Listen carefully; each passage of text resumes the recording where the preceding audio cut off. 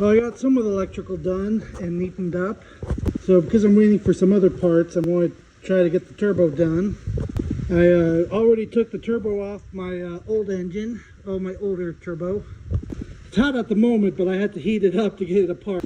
So I'm trying to get it all apart so I can get the rebuild kit done on it. I'm already starting to get nervous because these pieces don't look like it's for this turbo, but I'll try to get it apart and double check. Oh, it is starting to look like it's the right kit. It's a little bit different, but it's starting to look a lot better now.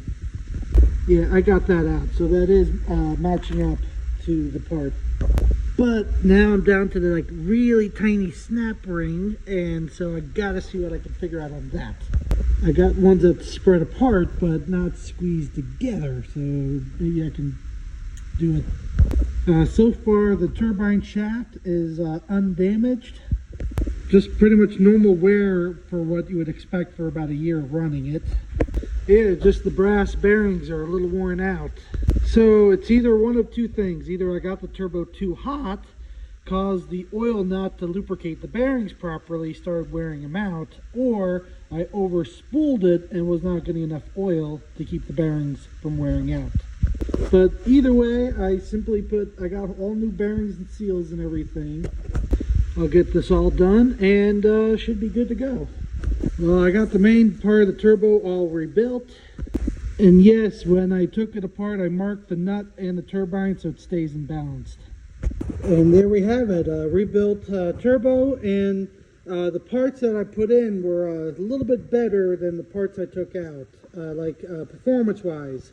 So instead of this brass piece with very small oil channels, this came with a new one that has a lot bigger oil channels on it. So this should be getting more oil flow through it. So this should be able to handle it. You know, the guy did say that this was a improvement bearing set. Even though I still would prefer roller bearings, but these held up relatively okay. But I think now with all the changes I'm making, I should keep the EGTs down enough where I should not burn this up. So it's not binding up when I push it to one side or the other. It's not scraping anything. As soon as I oil it up, it will spin nice and freely. I also make sure the bypass valve worked. That's all good. Well, that's it for today. I got the turbo all done except the rest of the air intake and boost tube and all that.